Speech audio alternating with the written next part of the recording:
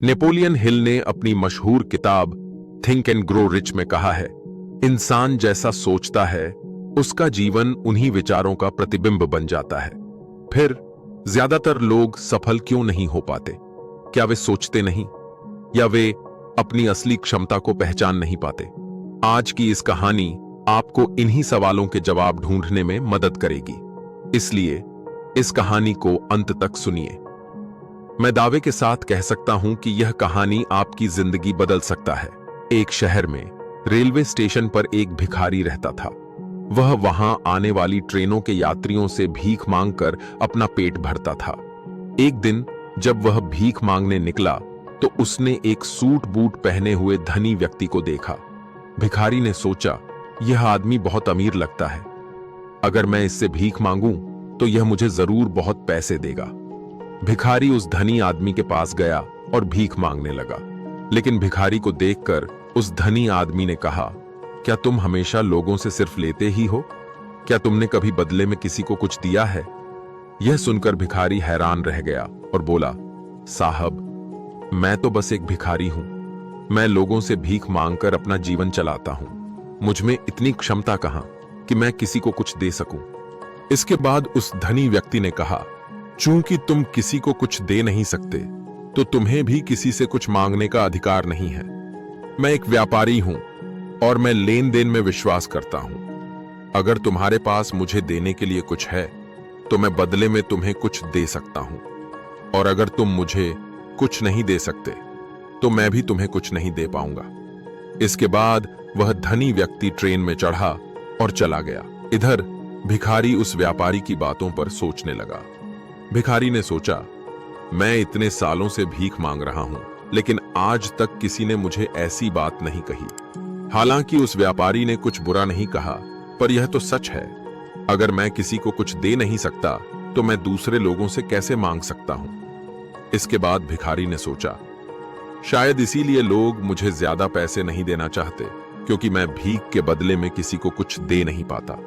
फिर भिखारी ने सोचा, मैं तो बस एक भिखारी हूं, मैं दूसरे इंसान को क्या ही दे सकता हूं। लेकिन यह बात भी सच थी कि वह कब तक किसी को कुछ दिए बिना लोगों से मांगता रहेगा। अंत में भिखारी ने फैसला किया कि आज के बाद जो भी उसे भीख देगा वह उसके बदले में कुछ न कुछ जरूर देगा। लेकिन अब भिखारी के दिमाग में बस यही बात चल रही थी कि वह भीख के बदले में दूसरों को क्या दे सकता है। यह सोचते सोचते 2 दिन बीत गए। इन 2 दिनों में भिखारी ने कोई भीख नहीं मांगी। तीसरे दिन जब वह भिखारी स्टेशन पर बैठा था तो उसने स्टेशन के दूसरी ओर कुछ फूलों के पौधे देखे जिन पर बहुत सारे फूल खिले हुए थे। फिर उसने सोचा, अगर मैं भीख देने वालों को बदले में एक एक फूल दूं तो कैसा रहेगा। इसके बाद भिखारी ने फैसला किया कि वह आज से भीख के बदले में एक एक फूल देगा। यह सोचकर भिखारी ने कुछ फूल वहां से तोड़ लिए। इसके बाद वह फूल लेकर ट्रेन में भीख मांगने के लिए पहुंच गया। जब भी कोई उसे भीख देता तो वह भिखारी सामने वाले व्यक्ति को एक फूल देता, और वह फूल पाकर लोग खुशी खुशी उसे अपने पास रख लेते। अब भिखारी हर दिन फूल तोड़कर लाता और जिनसे भीख लेता उन्हें एक एक फूल दे देता। कुछ ही दिनों में उस भिखारी ने देखा कि अब उसे बहुत ज्यादा लोग भीख देना शुरू कर चुके हैं। जब तक उसके पास फूल रहते थे तब तक लोग उसे ज्यादा भीख देते थे, लेकिन जैसे ही फूल खत्म हो जाते तो उसे कोई खास भीख नहीं देता था, और ऐसे ही हर दिन चलता रहा। एक दिन जब वह भिखारी भीख मांगने के लिए ट्रेन में चढ़ा तो उसने उसी व्यापारी को ट्रेन में बैठा देखा, जिसकी वजह से उसने आज भीख के बदले में लोगों को फूल देना शुरू किया था। इसके बाद वह भिखारी तेजी से उस व्यापारी के पास पहुंचा और बोला, आज मेरे पास आपको देने के लिए कुछ है। अगर आप मुझे भीख देंगे तो इसके बदले में मैं आपको कुछ फूल दूंगा। इसके बाद उस व्यापारी ने उस भिखारी को कुछ पैसे दिए और उस भिखारी ने कुछ फूल उस व्यापारी को दे दिए। उस व्यापारी को भिखारी का यह विचार बहुत अच्छा लगा, इसलिए उसने कहा, आज तो तुम भी मेरी तरह एक व्यापारी बन गए हो। यह कहने के बाद फूल लेकर वह व्यापारी स्टेशन पर उतर गया और वहां से चला गया। इधर एक बार फिर उस व्यापारी की बात पर उस भिखारी ने सोचना शुरू किया।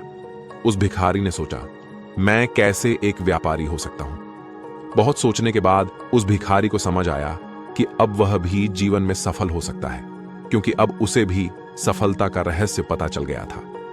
इसके बाद भिखारी ट्रेन से उतरा और जोर से चिल्लाकर आसमान की ओर देखने लगा और कहने लगा, मैं कोई भिखारी नहीं हूं, मैं एक व्यापारी हूं। मैं भी उस धनी व्यापारी जैसा बन सकता हूं, मैं भी धनी हो सकता हूं। और जब भिखारी चिल्लाकर ये सब बातें कह रहा था तो आसपास के लोग उस भिखारी को देखकर सोच रहे थे कि शायद वह पागल हो गया है। और अगले दिन से उस भिखारी को स्टेशन पर फिर कभी नहीं देखा गया। 6 महीने बाद उसी स्टेशन पर 2 सूट बूट पहने हुए लोग यात्रा शुरू करते हैं। दोनों एक दूसरे की ओर देखते हैं और एक दूसरे से हाथ मिलाते हैं। पहला व्यक्ति बोला, क्या आप मुझे पहचानते हैं? दूसरा व्यक्ति बोला, जी नहीं, मैं आपको नहीं पहचान पाया। मुझे लगता है कि मैं आपसे पहली बार मिल रहा हूं। तब पहला व्यक्ति थोड़ा मुस्कुराया और बोला, हमारा इससे पहले 2 बार इसी ट्रेन में मिलना हो चुका है। मैं वही भिखारी हूं जिसे आपने पहली मुलाकात में कहा था कि मुझे जीवन में क्या करना है। और दूसरी बार जब हम मिले थे तब आपने मुझसे कहा था कि मैं असल में कौन हूं। इसके बाद दूसरा व्यक्ति हंस पड़ा और हैरान होकर बोला, याद आया, तुम तो वही भिखारी हो जिसे मैंने एक बार भीख देने से मना किया था। दूसरी बार मैंने तुमसे कुछ फूल खरीदे थे, लेकिन तुम ये सूट बूट पहनकर कहां जा रहे हो? आजकल तुम क्या कर रहे हो? तब वह पहला व्यक्ति बोला, हां, मैं वही भिखारी हूं, लेकिन आज मैं फूलों का एक बहुत बड़ा व्यापारी हूं। व्यापार के सिलसिले में मैं दूसरे शहर जा रहा हूं। इसके बाद पहला व्यक्ति कुछ देर रुकने के बाद बोला, आपने पहली मुलाकात में मुझसे जो बात कही थी वह असल में प्रकृति का एक नियम है। हमें तभी कुछ मिलेगा जब हम कुछ देंगे। मैंने यह बहुत अच्छी तरह महसूस कर लिया था, लेकिन फिर भी मैं हमेशा खुद को एक भिखारी ही मानता था और इसके अलावा मैंने कभी कुछ सोचा ही नहीं। लेकिन दूसरी बार जब आपसे मेरा मिलना हुआ तब आपने मुझसे कहा था कि मैं भी एक व्यापारी बन गया हूं। और तब मुझे यह समझ आया कि लोग मुझे इतनी ज्यादा भीख क्यों दे रहे थे, क्योंकि वे मुझे भीख नहीं दे रहे थे, बल्कि वे उन फूलों का मूल्य दे रहे थे। हर इंसान मेरा फूल खरीद रहा था, क्योंकि इससे सस्ता उन्हें कहीं और फूल नहीं मिल पाता। हालांकि मैं लोगों की नजर में एक छोटा व्यापारी था, लेकिन अपनी नजर में तब भी एक भिखारी ही था। और आपके कहने के बाद ही मुझे समझ आया कि मैं भी एक छोटा व्यापारी हूं। इसके बाद मैंने अपनी जमा पूंजी से बहुत सारे फूल खरीदे और फूलों का व्यापार करना शुरू कर दिया। आजकल लोगों को फूल बहुत पसंद है और उनकी इस पसंद ने मुझे आज फूलों का एक बहुत बड़ा व्यापारी बना दिया है। बात खत्म होने पर वे ट्रेन से उतर गए और अपनी अपनी राह चले गए। जीवन हमारे लिए कैसा होगा, ये हमारे दृष्टिकोण पर निर्भर करता है। अगर आप खुद को छोटा मानते हैं तो आप छोटे ही रहेंगे, लेकिन अगर आप अपनी भीतरी क्षमता को पहचान पाते हैं तो आप भी एक दिन कुछ बड़ा कर सकते हैं। तो खुद को कभी छोटा मत देखिए, खुद को एक सफल, शक्तिशाली और योग्य इंसान के रूप में देखिए, क्योंकि जब आपकी सोच बदलेगी तभी आपका भविष्य बदलेगा। वीडियो अच्छा लगा तो लाइक करें, कमेंट में बताएं कि इस कहानी ने आपको क्या सिखाया है और शेयर करके दूसरों को भी प्रेरित करें। धन्यवाद।